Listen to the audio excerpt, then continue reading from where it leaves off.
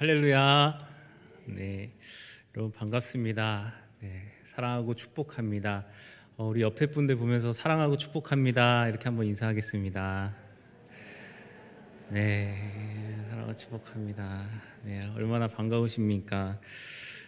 네, 아시다시피 내일부터는 매일 성경을 가지고서 저희가 묵상집을 가지고서 한 2주가량은 시편의 말씀들을 보게 되어 있습니다. 그래서 수요일에는 한 시편을 가지고서 보기보다는 2주 동안 우리가 보게 되는 시편이 어떤 책인가에 대해서 어느 정도 조금 강의 형식으로, 그러나 너무 딱딱하지 않게 잘 묵상해서 제가 좀 준비를 오늘 해봤습니다.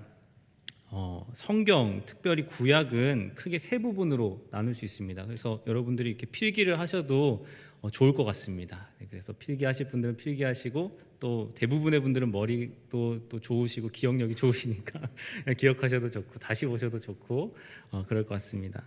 구약 성경은 크게 세 부분으로 나눌 수 있는데요, 성경이 그냥 이렇게 여기저기 짜집기 되어 있는 것이 아니라 정밀한 하나님의 의도를 가지고서 세 부분으로 나뉘어졌습니다. 그래서 첫 번째 부분이 역사를 다루고 있는 부분입니다.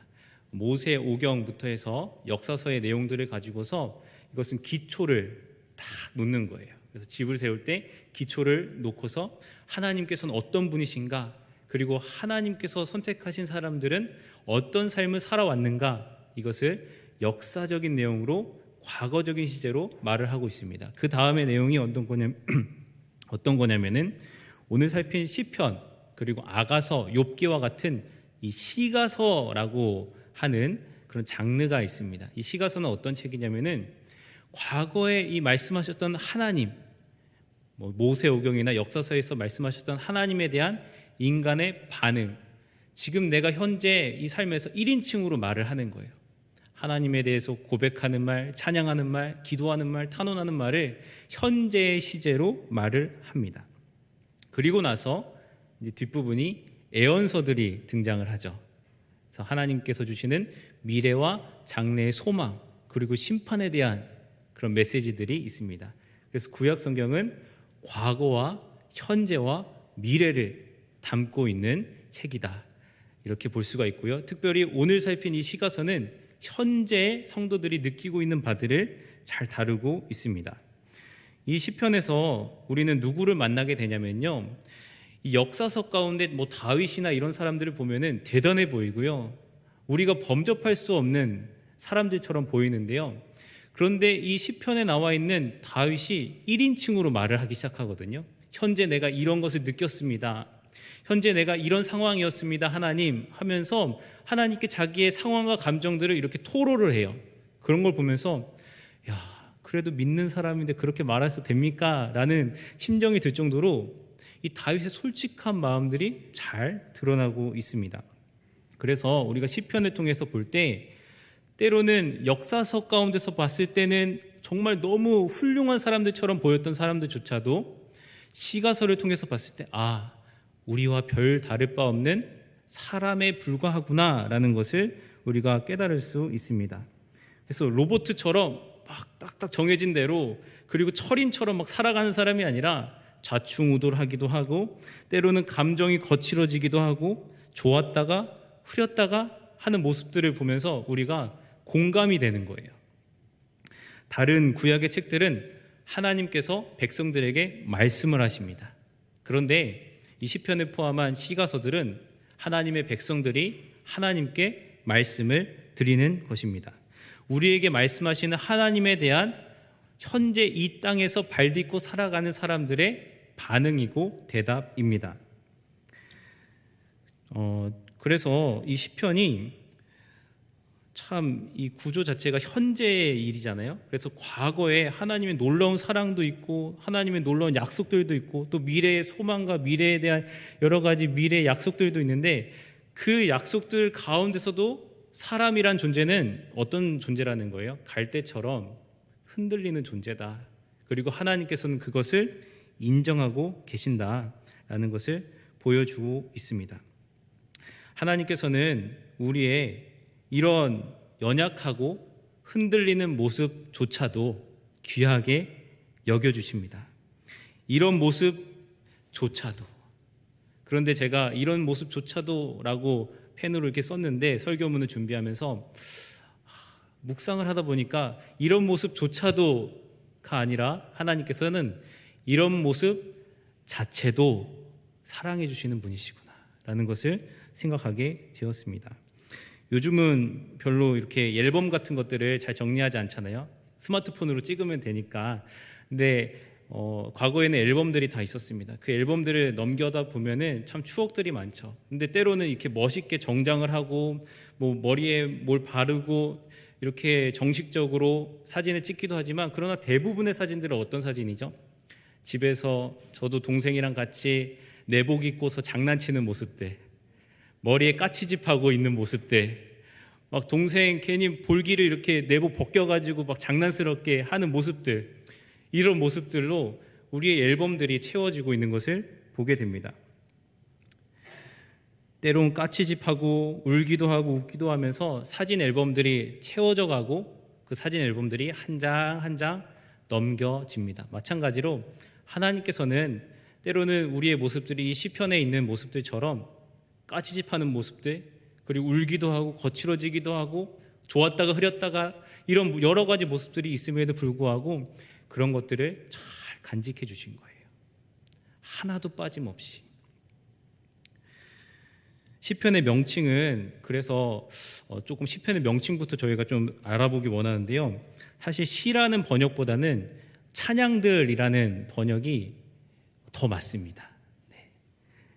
네. 찬양들이라는 뜻은 뭐냐면은 노랫말, 노래 가사라는 뜻이거든요.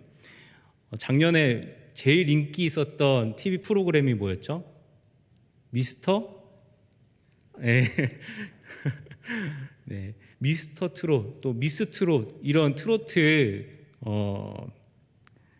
그런 프로그램들이 굉장히 인기가 있었습니다. 왜 그렇습니까? 그것은 코로나에 지친 사람들이 그 트로트에 있는 노랫말에 공감이 되고 위로가 됐던 거예요. 트로트에 있는 노랫말들이 우리의 감정들을 대변해주고 잘 표현해준다라고 느꼈기 때문에 트로트의 그런 노랫말들에 우리가 관심이 가고 또 시청을 하게 되었습니다. 시편도 마찬가지입니다. 이 성도들의 삶의 노랫말을 담고 있기 때문에 읽을수록 시편은 공감이 되고, 읽을수록 시편이 다윗도 자식 때문에 고생 꽤나 했구나, 다윗도 직장 상사 때문에 주변 사람들 때문에 이렇게 고생했구나 하면서 공감이 되는 노랫말들이 되는 것입니다. 지금은 제가 학교에서 직접 강의를 들었는데 화성에서 개척을 하셔서 아주 훌륭하게 목회를 하시는 목사님이 계세요. 정말 차세대 리더다라고 하시는 분인데, 그분께서 학벌도 좋고 실력도 출중하고 이러다 보니까 우리 교단에서도 총회장도 배출한 이런 큰 교회에서 담임 목사님으로 청빙이 되셨어요. 그래서 이분이 서울대 대학원도 나오시고 총신대 학부 신대원도 다 나오시고 훌륭한 분이세요. 그런데 이 큰 교회를 갑자기 맡고 열심히 하시다 보니까 갑자기 탈진이 오신 거예요. 탈진이 심해지고 주변으로부터 위로를 받지 못하다 보니까 우울증이 오신 거예요. 큰 교회 목사님인데, 서울대 나왔는데, 학위가 많은데, 그리고 트로피처럼 여러 가지 사역들의 성과들이 있는데 아무 소용이 없다고 말씀하셨어요. 그래서 결국엔 사역을 내려놓게 되셨어요. 그럼 그렇게 우울증이 좀 어려운 건가 봐요. 이게 쉬운 문제가 아닌가 봐요. 그래도 이제 탈진을 해서 이제 모두 내려놓고서 집에 이제 칩거를 하게 됐어요. 사람도 안 만나고 이제 다 모든 걸 포기한 거예요. 그래서 집에 있는데, 그렇다고 목사님인데 미스터 트롯을 볼 수는 없잖아요. 그래서 이제 성경을 보는데 창세기도 눈에 안 들어오고 복음서도 눈에 안 들어오고 아무것도 성경도 눈에 안 들어오더래요. 너무 힘들더래요. 그래서 넘기다가 시편을 봤는데, 시편은 이 목사님 표현대로 목구멍으로 넘어가시더래요. 시편은. 그래서 이분이 1년 동안 시편을 떠뜸 읽으시면서 회복이 되신 거예요. 시편을 통해서, 하나님 말씀을 통해서. 그래서 그 힘으로 이제 화성에 개척을 하신 거예요. 용기가 생기셔가지고. 그래서 그 화성에서 이전 목회보다 더 훌륭하게 사역을 하시게 됐다라는 그런 간증을 제가 직접 듣게 되었습니다. 시편이 이렇게 우리에게 유익이 됩니다. 왜냐하면 시편은 교리도 아니고 논리도 아니고 그냥 날 것 그대로의 우리의 이야기이기 때문에요. 이런 시편을 우리가 이제 내일부터는 나무를 좀 볼게 될 거잖아요. 근데 오늘은 좀 이렇게 큰 숲을 보여드리고자 합니다. 나무를 보는데 유익한 일을 오늘 좀 하려고 하는데요. 좀 구조를 설명을 해드리겠습니다. 시편은 도대체 무엇인가? 제가 학부 다닐 때 시편에 대해서 잘 알지 못할 때 시편이 참 좋다, 시편을 가지고 기도해라 막 이런 말들이 있어가지고 그냥 시편을 가지고서 붙잡고서 기도실 들어가서 1편 읽고서 기도하고 2편 읽고 기도하고 이런 식으로 기도를 하긴 했거든요. 근데 그것도 유익이 있었는데 사실은 시편이 어떤 책인지, 어떤 구조를 가지고 있는지, 시편이 어떤 특징이 있는지를 알고서 시편을 가지고 기도하는 것이 훨씬 더 유익합니다. 그래서 그것에 대해서 오늘 조금 알려드리고자 하는데요. 시편은 하나님에 대한 우리의 반응이라고 했습니다. 그러면은 두 가지 반응이 나올 수 있는데요. 하나는 하나님께서 우리의 기도 가운데 혹은 우리의 삶 가운데 놀라운 축복들을 막 베풀어 주실 때가 있어요. 하나님 주신 축복들이 가시적으로 눈에 보이고 손에 잡히고 이럴 때가 있다라는 거죠. 그럴 때는 우리가 어떤 입술의 고백이 나오죠? 찬양의 고백이 나와요. 감사의 고백이 나오고 신뢰의 고백이 나와요. 그래서 시편의 큰 축 가운데 하나가 감사시 혹은 찬양시라고 불리는 부분입니다. 그래서 하나님 감사합니다, 하나님 찬양합니다. 그래서 구조도 되게 간단해요. 어떤 구조냐면은 첫 번째, 우리 같이 찬양합시다, 이렇게 찬양을 촉구하는 그런 멘트들이 나오고, 그리고 찬양의 이유들이 나와요. 어떤 이유들이 나오냐, 예를 들어서 내가 병 고침을 받았기 때문에 우리 찬양합시다, 우리가 부자가 됐기 때문에 찬양합시다, 하나님께서 이런 축복을 주셨습니다, 하나님께서 우리를 창조하셨기 때문에, 우리를 구원하셨기 때문에, 우리에게 말씀하고 계시기 때문에, 내가 죄 사함 받았기 때문에, 승리했기 때문에, 소원을 성취했기 때문에 우리 같이 가만히 있지 말고 찬양합시다. 이런 찬양시가 시편의 중요한 한 축입니다. 찬양에는 힘이 있습니다. 그래서 시편 사실은 오늘 이번 주에 다음 주에 살필 51편부터 61편까지 찬양시가 등장하진 않습니다. 그렇지만 큰 축이기 때문에 일단 말씀을 드린 건데, 대표적인 찬양시가 시편 8편이나 이런 여러 시편들이 있겠죠. 찬양에는 큰 힘이 있습니다. 우리 시편 8편을 잠깐 볼까요?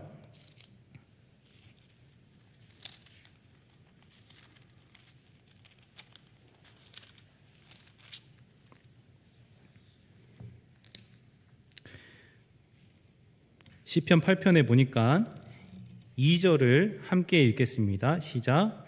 주의 대적으로 말미암아 어린 아이들과 젖먹이들의 입으로 권능을 세우시며 이는 원수들과 보복자들을 잠잠하게 하려 하심이니이다. 아멘. 시편 8편이 대표적인 찬양시 중에 하나인데요. 이 찬양시의 목적과 찬양시의 의미에 대해서 또 설명해주는 책이기도 합니다. 8편 2절에 보니까 뭐라고 되어 있죠?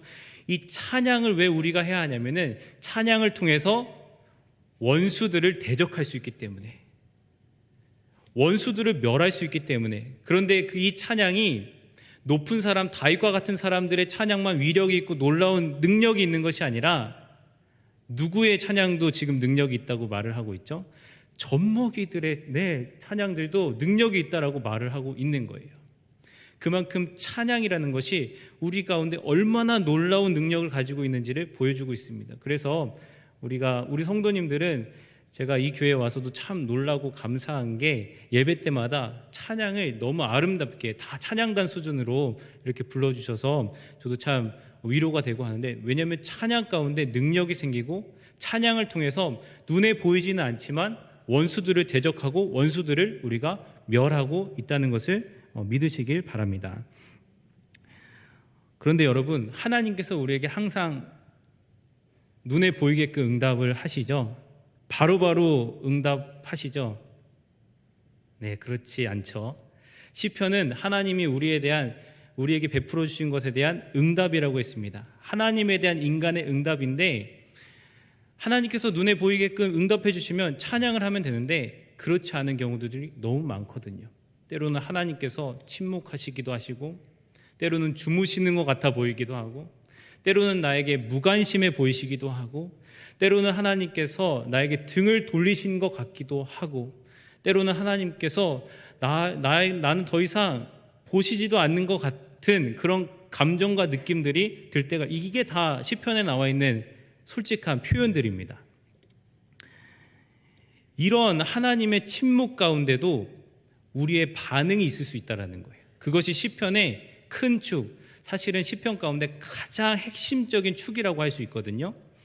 이것을 탄원하는 기도시다라고 말씀드릴 수 있습니다. 여러분, 그러면은 시편에는 탄원시가 많을까요? 찬양시가 많을까요? 네, 탄양시는 뭔가요?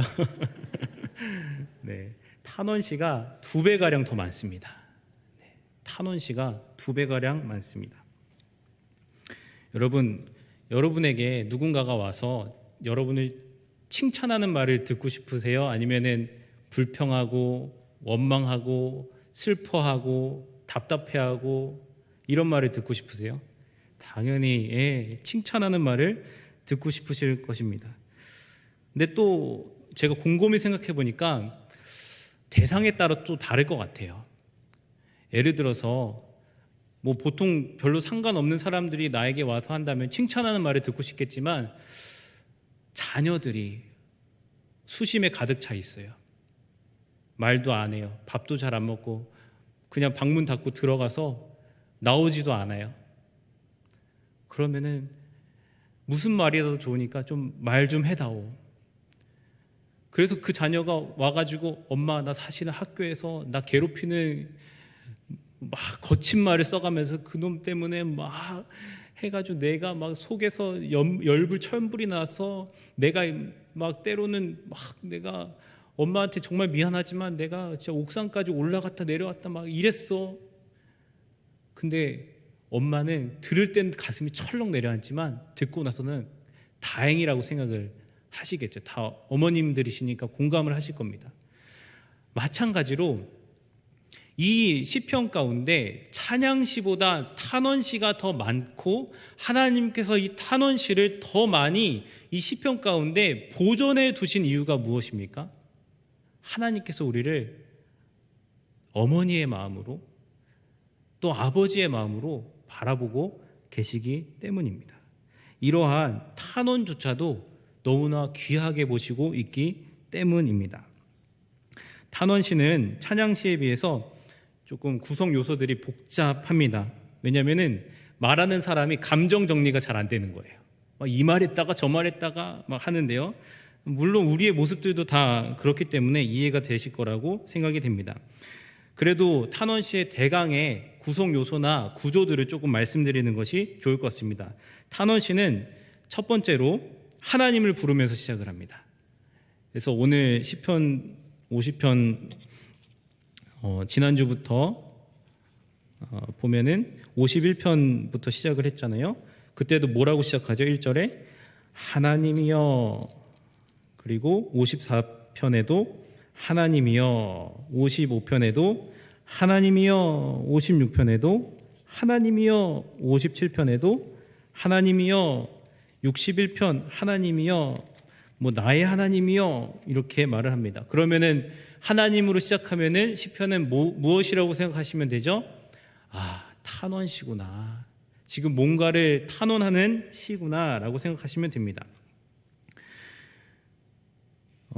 여러분, 회복의 시작은 하나님의 이름을 부르는 데 있습니다. 우리가 죄에 자주 지고 또 넘어지고 패배하고 무기력해도 우리 모든 회복의 시작은 하나님의 이름을 부르는 데 있습니다.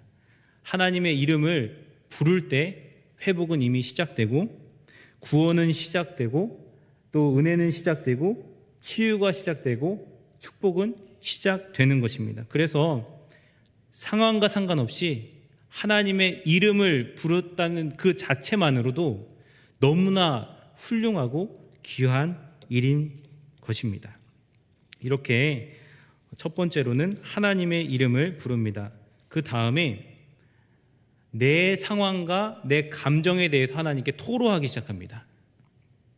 하나님께 거침없이 다 털어놓는 거예요. 때로는 거칠게, 과격하게, 논리적이지 않게 보일지라도 느끼는 바 그대로를 숨김없이 하나님께 다 말씀드립니다. 그래서 시편을 보면은 다윗이 혹은 시편의 저자들이 막 눈물이 터졌다가 화도 냈다가 또 진정됐다가 이렇게 좌충우돌 종횡무진하는 모습들을 볼 수 있습니다. 그럴 때마다 우린 조금 당황스러워요. 이 사람이 조금 지금 정신이 이상한 게 아닌가라고 할 정도로. 그런데 이게 우리의 모습이라는 것을 아셔야 하는 것이죠. 우리도 괜찮다가 조금 기도하다가 또 화가 났다가 또 불쑥불쑥 답답했다가 또 하나님께서 또 평안한 마음을 주시다가, 이게 솔직한 우리의 모습이기 때문에 더 공감이 된다라는 것입니다. 하나님께서는 이런 종횡무진하는 모습조차도 다 품어주시고 다 들어주시고 다 공감해 주십니다. 그리고 나서 이렇게 내 상황들을 다 털어놓고서 그냥 가는 게 아니라 하나님께 도움을 구합니다. 하나님, 저 죽겠어요. 거기서 끝나는 게 아니라 저 도와주실 거죠? 저 도와주실 거죠? 그러면은 이 도움을 언제까지 요청하면서 구하냐면은 오늘 읽은 시편 52편 9절에 이를 때까지, 9절에 이를 때까지 도움을 구하는데요. 9절을 우리 함께 읽어보도록 하겠습니다. 시작. 주께서 이를 행하셨으므로 내가 감사하고 주의 이름이 선하심으로 주의 성도 앞에서 내가 주의 이름을 사모. 아멘. 9절은 탄원시의 마지막 요소인 확신과 찬양의 맹세입니다. 그러니까 언제까지 하나님께 도움을 구하냐면은 확신이 들 때까지입니다. 히브리어의 시제는 딱 두 가지밖에 없습니다. 완료형과 미완료형 두 가지뿐인데요. 이 중에서 완료형은 이미 일어난 사건, 완료된 사건, 즉 과거의 사건을 말해주고 있습니다. 그런데 9절에 보니까 주께서 행하셨으므로, 이것은 완료형이거든요. 과거에 나타났던 일을 말하는 거거든요. 근데 주께서 행하셨으므로에 해당되는 것이 무슨 말이냐면 5절에 보시기 바랍니다. 5절에 악인들이 멸망하는 것이 보입니다. 하나님께서 악인들의 장막을 허시고 악인들을 땅에서 뿌리채 뽑아내시는, 그래서 완벽하게 멸하는 장면들이 5절에 등장하는데요. 그런데 이 9절에서 주께서 이를 행하셨으므로 라고 말하는 이 행한 일이 정말로 지금 일어났습니까? 아직 일어나지 않았다라는 거예요. 그럼 성경의 시제를 실수로 한 걸까요? 그게 아니라 기도가 이것을 확신의 완료라는 시제라고 하는데요. 무슨 말이냐면은 저희도 성도님들도 같이 기도하시다 보면은 기도하다 보면은, 그리고 정말 간절하게 기도하고 응답을 구하면서 기도하면은 하나님께서 그 응답을 우리 마음 가운데 감동으로 혹은 꿈으로 여러 가지 방법 가운데 생생하게 보여주실 때가 있습니다. 이미 이루어진 것처럼.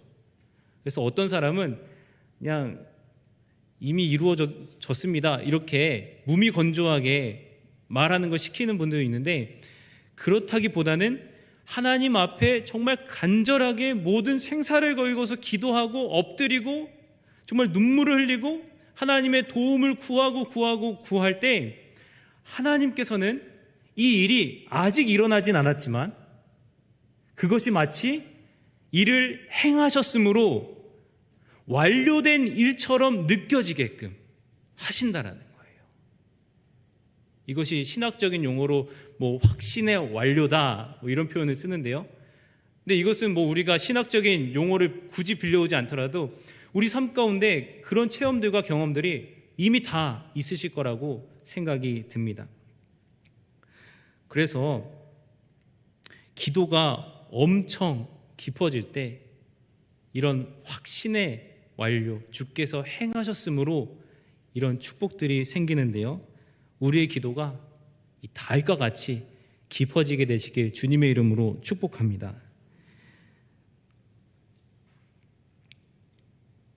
기도가 깊어지니까 걱정이 없어지고, 기도가 깊어지니까 이미 치유가 일어나고, 기도가 깊어지니까 기도 가운데 이미 승리하게 되고, 기도 가운데 이미 해결받고 이미 거룩해지는 것을 하나님께서 보게 하시고 생생하게 체험하게 하시고 응답해 주시고 확신해 주시는 것입니다.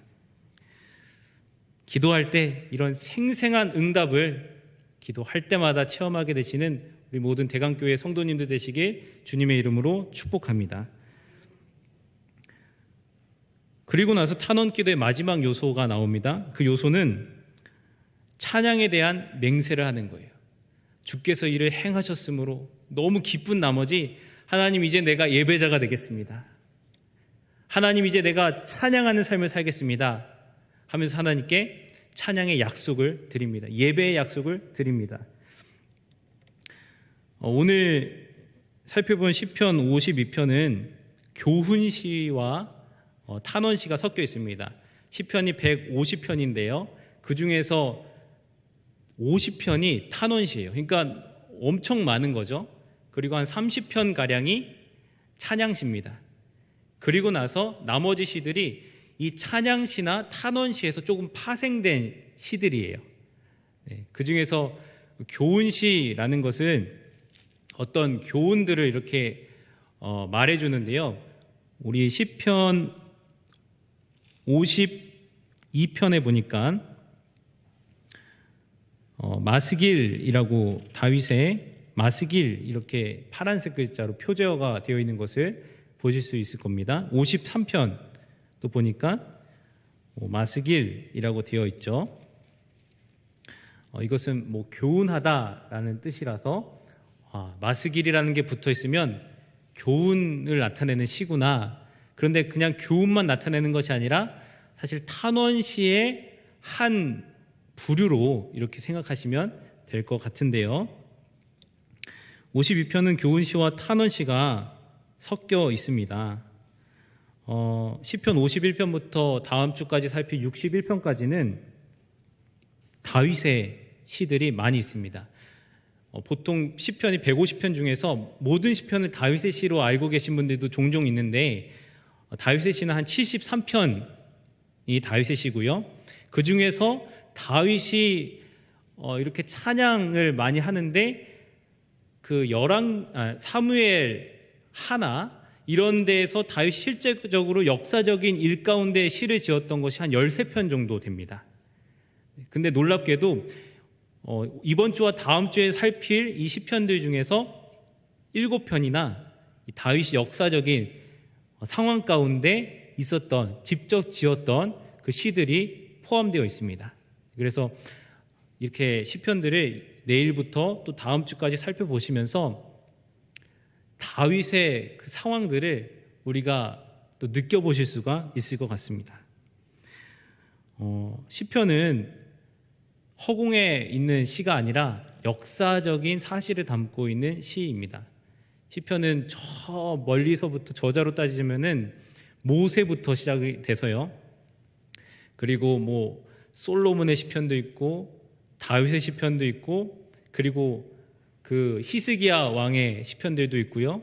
그리고 더 넘어가면은 BC 한 400년 그 이전에 이제 포로기의 122편, 이런 경우를 보면은 포로기의 시편도 있고, 그러니까 이 시편이라는 것은 단순히 다윗만 지은 것이 아니라 하나님의 백성, 모든 백성들이 하나님께 응답한 그 시의 내용이라는 것을 우리가 알 수 있습니다.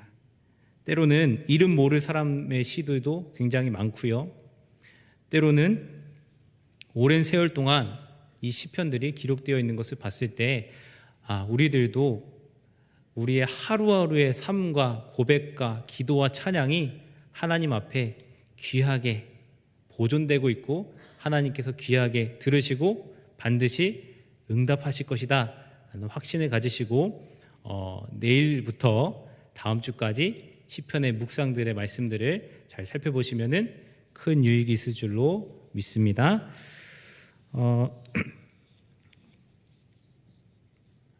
말씀을 다 마쳤고요. 같이 기도하도록 하겠습니다. 하나님 아버지, 이 세상에 많은 사람들이 자신의 이야기를 들어줄 사람 없어서 또 응답해줄 사람 없어서 답답해하고 있습니다. 그러나 하나님께서는 우리 성도 한 사람 한 사람에게 지극히 큰 관심을 가지시고 귀를 기울여 주시는 것을 오늘 말씀을 통하여서 볼 수 있었습니다.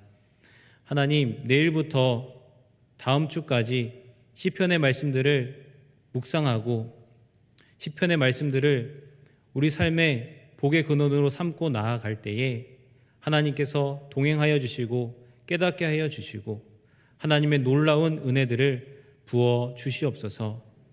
주님의 은혜가 우리 모든 성도님 한 분 한 분께 있을 줄로 믿습니다.